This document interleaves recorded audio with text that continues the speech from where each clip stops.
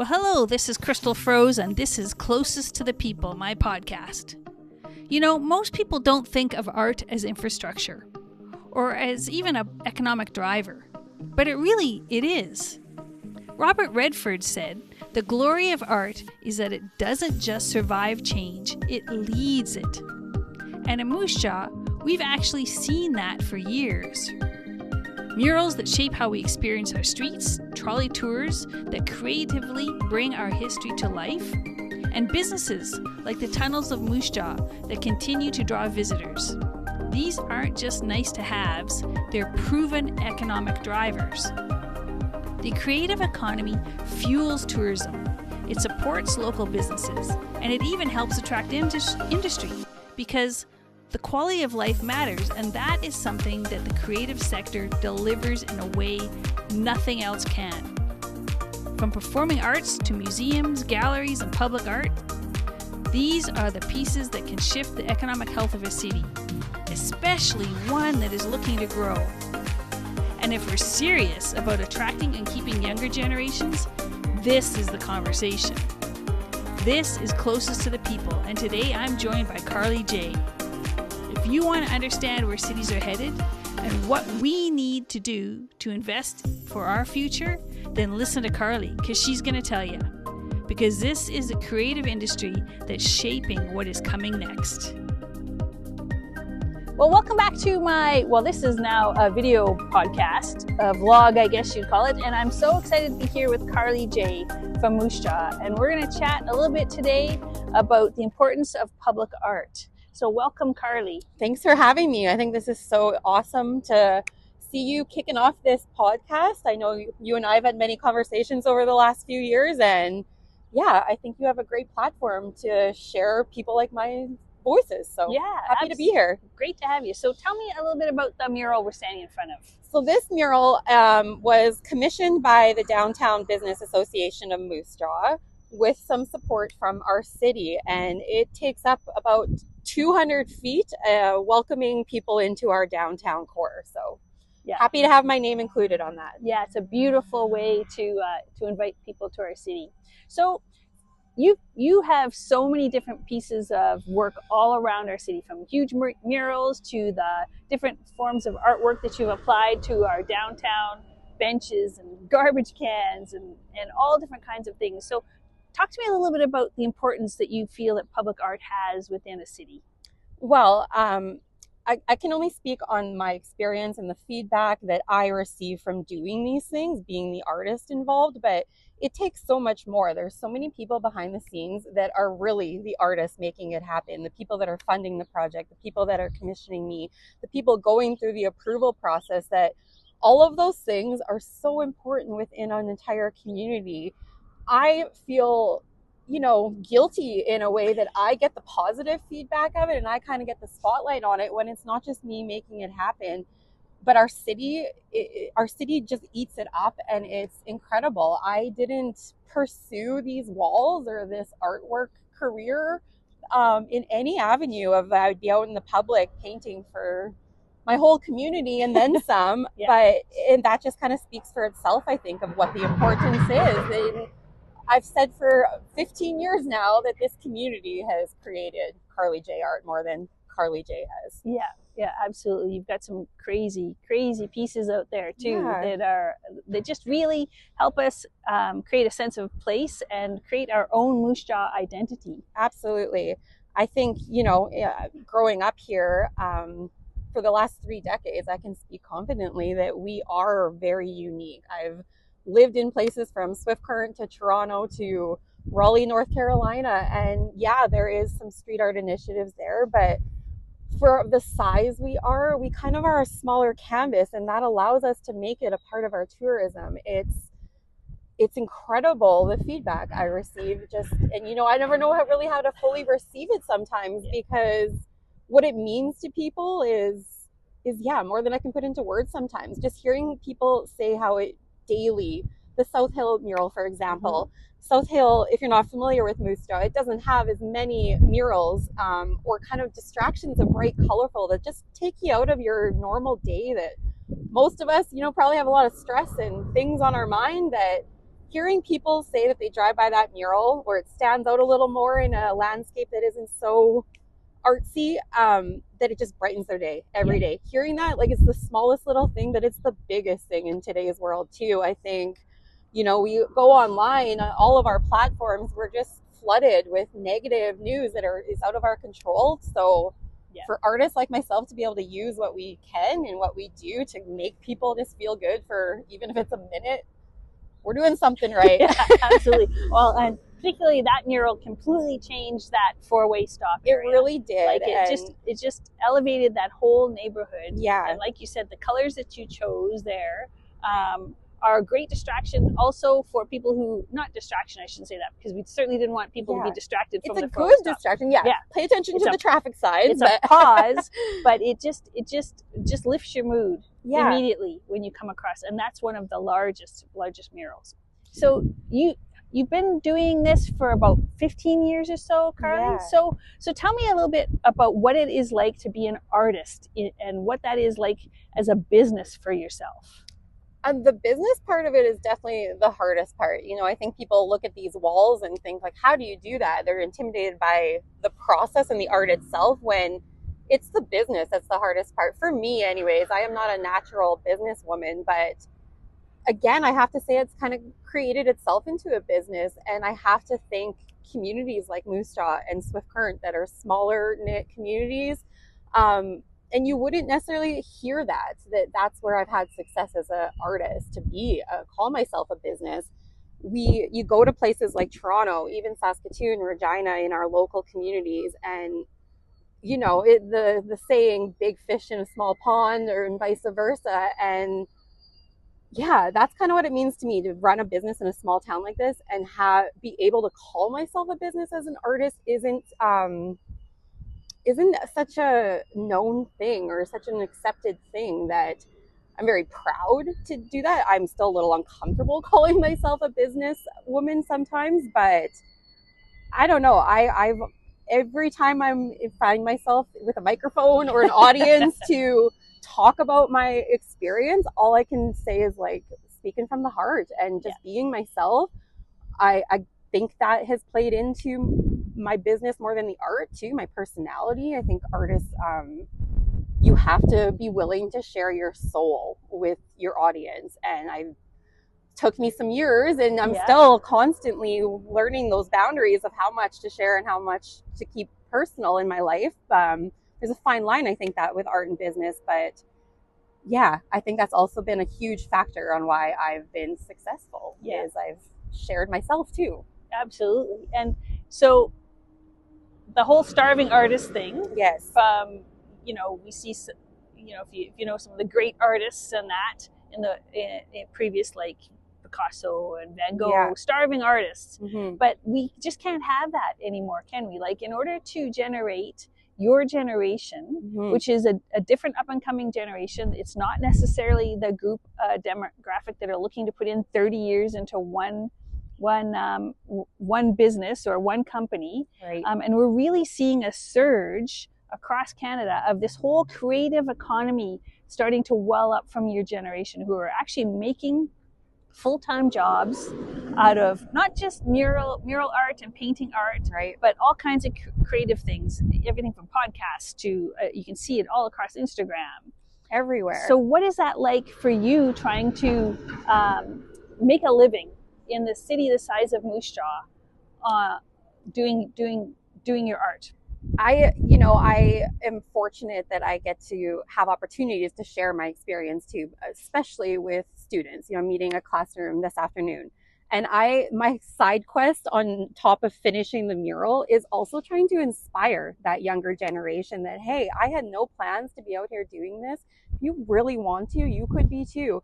And it doesn't have to be painting pictures. It can be a musician, a poet, you know, these forms of art and culture that are in some ways getting lost in the digital world, but I'm trying to see it in this world of AI, that if you can't beat them, join them in a way. How can we utilize these things in our own artistry, that especially the digital world? And, you know, you see kids operating iPads these days better than we can, that you can still recognize your creativity and channel it into those forms. I'm often sharing the design app that I use to sketch my murals with young children that I recognize that, like, okay, they have a creative mind. They need an outlet at home too that isn't, I'm not a mother, but I can just imagine the frustrations in that game every day of trying to get your children away from technology and outside doing things that are physically good for us too. But so I'm trying to, you know, inspire that message of, hey, you can be on your iPad limited hours. Trust me, you'll get headaches. But there's ways that you can be using those things that you love to play on and still be like exercising your imagination is how I put it. Absolutely. Instead of, I don't know, playing Roblox or whatever that maybe doesn't have any kind of educational or just self-expression value to it. So what about actually the very like basic putting groceries in your fridge? Yeah. Like what is that like right now for you as an artist? I think that's a bigger struggle than I alone as one artist, but every artist is really trying to fight that stereotype still that, you know, I say that art is an industry that, whether we realize it or not, everything around us was created and produced or involved an artist or a creative mind that I, obviously a little biased here, see us as we should be respected as professionals, like the majority of the professionals that we respect, and we pay them what their expertise is worth. Like, how long is your oldest mural? How long has it been up on a wall? It's been there for 10 years, going on 11 this summer. 10 years. 10 years. And you know, that mural particularly is on a privately owned property. But we think about, I know that like, whether it's gone through many ownerships or not, I know that mural has not been touched in 10 years. It gets direct Saskatchewan sunlight all year round, that it should be peeling. But the paint industry alone has increased in the past decades, that there is product built in there to help the muralist, as well, that to break it down to numbers. If that was a city-owned property, the city wouldn't have had to maintain that building in over a decade. And to go back further, there's muralists like Gus Froese, Grant McLaughlin, Dale Klein ahead of me, that if I'm still appreciating their work 30 years later, that's what I can only hope for with my work. That, you know, the kids that are coming out and helping me on these things too, that they, like I was a 6-year-old child and got to help with a mural that is still on CAA Saskatchewan today. And I think about that every time I drive by, that like, how cool was this artist to just let me put a piece in her mural. Like, these are complete investments into the community. In both our community, the people itself, but also our landscape. You know, tourism, 100%. You know, I'm on Instagram all the time reading these stats of how having a mural on your business per se, it leads to about 10% more foot traffic just coming in your building. On top of, we live in such an Instagram share world that I know that I'm seeing pictures all the time of people coming and posing with these things. They're taking their photographers here for their wedding and grad photos. That it's kind of a full circle boost back into your economy too, that now another local artist is getting hired to come take these pictures in front of this mural. You know, I'm buying my paint locally. Those businesses are also profiting off of these things, on top of the maintenance costs, on top of our city's pride. You know, it really comes down to that. Let's be proud that our signs outside our city say we are known for these historic giant tunnels. And it doesn't just have to be historic. It just, there's so many. Every city I go to, I really try to dive into their street art scene. I want to take what I can from other cities and bring it, whether it's home to Moose Jaw or the other communities that I'm proud to work in. It's, for example, I believe it's in Nelson, maybe Kelowna. It's some smaller community in BC that they have this whole art initiative of old pianos turned into public art pieces. I think that's Kelowna. Yes. And so I'm fortunate enough to have a friend that was getting rid of a piano this summer or this year and needed to do something with it. And she is a proud, passionate Moose Jawian and definitely someone that wants to see. She is one person of many in this community that are pitching me ideas like this, that it comes down to, it should be such a no-brainer, easy thing of, wow, you're going to donate this piano to me. I can paint it. Yeah. We find a place to put it. It's that simple to me. And for some reason, I get there needs to be structure and rules, if we will, involved in these processes. But in some way, we make it way harder than we need to. Yeah. You know, a lot, to put it as plain and simple as I can, some days I find myself feeling, I'm just a girl trying to paint a wall. It shouldn't be this hard, you know? Well, and there's so many various ways for art to be expressed within a community. Endless. From murals, like we were just talking earlier about, you know, I've seen online at bus stops where there's a swing, where obviously everyone's seen the benches where you can sit down next to something or someone. I mean, it can be incorporated into the actual feel of the whole city, even right down to the manhole covers. I've been in cities where the manhole covers are pieces of art that express the identity of the city. And these are the things that our community, like people, they go and visit Kelowna, wherever it is, constantly sending me these projects, and I can't keep up. So, you know, I fortunate to live in a smaller community that I have a list of projects. I in some way have beat that starving artist kind of mold and stereotype that people assume. But I want to see more people. There are so many artists coming up to me telling me that, like, I would love to do that. Then do it. I would love to support you to do that. I think it comes down to having more opportunities presented for us to apply to. I have been fortunate, again, that like the projects tend to come to me. I'm not having to apply to things, and we should have those options. Where do you see things going? Like, what would you love to see for our community here in Moose Jaw when it comes to art and public art? You know, I say this often, that we live in a very beige world. I say that both figuratively and literally.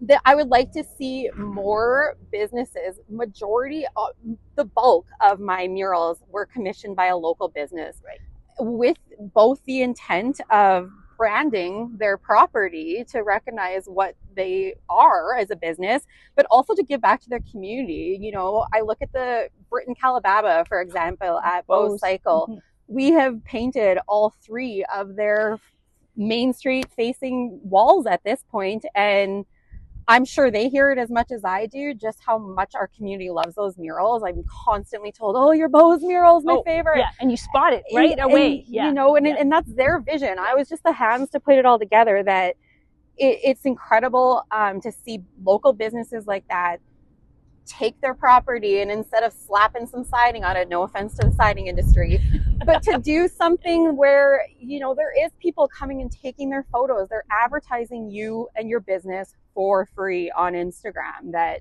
Facebook, whatever it is. I would like to see more of that. That's where our world has already gone. We've already saw a good example of that in the past, 10 years that I've been lucky to contribute to our downtown landscape, but I'd like to see more of it. We don't need to stick to downtown. There's businesses like Branch, for example, out on the highway. They're enormous wall. I drive by there and you see it like this. You know, that is a blank canvas. This one was kind of we need to do something. It was such an eyesore and not a way to represent our city, and not a way to welcome people into our city. That in our tourism, where our tourism Moose Jaw building is, that whole area, our northern kind of area, we could be tapping into our murals out there as well. And there is just like the Branch wall, there's blank canvas waiting there. And as much as it would be a utopia world to have our governments paying and funding for these projects, and they do to some degree, I'd like to see bigger companies like that, Branch, and the people that, not even just bigger companies, people that are proud to contribute to these things. And it really is you investing back into not just your business property. I've read things like having a mural, an attraction like that, it increases property value for you as well. We already touched a little bit on the foot traffic it brings in, on top of the advertising it's doing for you for free instead of paying someone to run your Instagram account. That's what I'd like to see more of, us connecting with real life things instead of a digital screen over and over again to advertise ourselves. That's what I'd like to see. Absolutely. And really our city, there's so many huge walls, like you named Branch, but I can think of like a half a dozen. There's so many around the city. And the the way that it expresses a sense of place, but it's also, as we talk about art as a business, it is a creative economy. Like, it contributes to our overall wellness, economic wellness of a city. It really does, whether people realize it or not. Yeah. You think to put it in a more latent term that people understand better, I think, is to relate it to music. The way a song can make you feel on a bad day, the lyrics can get to you.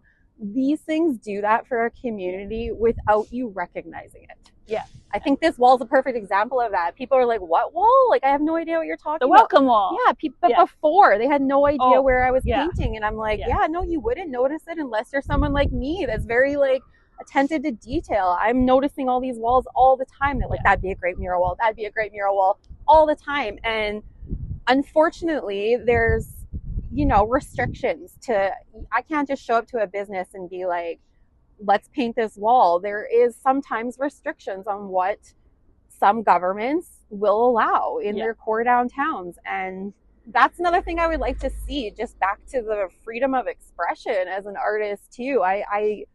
I've had frustrations even coming down to what tone of green I chose in my murals. And I don't think artists should have to deal with that unless it was something that was restricting traffic or visibility. Those things I can understand. But I think in some way we've tried to control the artists too much instead of letting them express themselves. I mean, look at Banksy. He was just unveiled the other day. The guy's been going 30 years. And his messages, whether people are familiar with what his work is or not, they're all political or social justice kind of statements. Make you think. And even the one that shredded when it was on auction, and it was sold for a gazillion dollars. It went from interactive piece or turned into an interactive piece. Shredded as soon as the gavel hit, and it was sold. Genius what he does. And to be able to still, my point there is that he's been able to express what he wants and thinks, and the world has ate it up. So let's kind of go back to that. Let's have artists, to a degree, you know, so there's still a rated R kind of, of course, warning on some things, public art, right? So you have to be somewhat careful about that. And I know we have an amazing art gallery here that also allows for controversial expression. And you should. We can't learn from the wrong without learning from it. Exactly. Right? If you want to deem it wrong, whatever the topic is. Yeah, but there's so much room in our community for there is. So we're gonna actually take a little walk around the corner. But I just want to ask you a little bit about, like, what are some ways that we could actually tap into the graffiti artists we have in our city? Because we have amazing talent that seem to be somewhat anonymous unless you can read their tags. Like I have seen some around our city and of course around the corner that we're going to go look at that just, I would love to see those be elevated into a profession of some sort. Me too. And this has been another kind of side quest of mine for years. When we walk behind this wall, where we've transformed what the outside looked like. This side wasn't as tastefully done, I will say, as it is back there. But again, when I'm in other cities, I am trying to tap into their street art scene. And there are so many cities that are already doing this. I'll use Toronto as an example. But they have blocks and blocks and blocks of what's called graffiti alley. And it's deemed, I don't know the logistics behind it, how it's deemed legal or how it's allowed to be this place where graffiti artists can go express themselves. But it is incredible. It is a tourist attraction for them. If you watch the Rick Mercer report, he does his intro always down the graffiti alley. That I think creating environments like that, you're not only going to attract the very talented graffiti artists that you see on the trains traveling across our country, they will make points to come to places like this because they know, oh, Moosta has like a legal graffiti zone. And once we see what's back there, people that aren't familiar will understand maybe a little more. And that's what I would like to see. I'd like to see it in every community, honestly. I have no issues with graffiti artists unless they, deface my work. But we tend to work off each other that way, that putting a mural, this is a big worry here, was getting tagged. And that's going to happen. You're going to have good and bad people in every industry. Let's put it that way. No. When I was in production, I did have a tag on there, but it was kind of funny. It was still a blank wall. That they kind of probably saw it like, I'm the first one. But I don't want to discourage graffiti art because in some way. People, muralists like myself, I don't know we'd have the same platform we do if it wasn't for graffiti artists kind of breaking that mold. But I think we need to create environments where they can go express themselves so that maybe they don't deface city property that our city doesn't want them defacing. And people, it's the best of both worlds. Yeah. You see online, you know, we'll use a Mushta Banksy as we're reading about the past year. I think he's been kind of, she's been popping up. Batman. Yeah, yes, Batman. And amazing work. And the community is seeing this and they want more. They're begging for more. And that's just another example of how our city really does love the art culture that we have here. We just need more options. We need more ways, like a legal graffiti zone that, again, it would bring people here, whether, I don't know who even owns the property that we're standing on here, but wherever it was, for example, our downtown, it would create maybe, again, a brighter, more welcoming environment in an area that we are arguing over who belongs, really. I'll put it that way. And on top of just back to those same points of how a little pop of color can just make someone's day, put a smile on their face for even 5 minutes. So absolutely, I think I would love to see that in every city. I would love them to utilize those grungy alleyways as art galleries. Beautiful. Well, thanks, Carly. We're going to take a little walk around. Thanks for spending time for me today. Absolutely. My pleasure. If this conversation got you thinking, there's more where that came from. Follow along and keep listening to Closest to the People. Hit follow and share this episode because the conversations that shape our city start right here.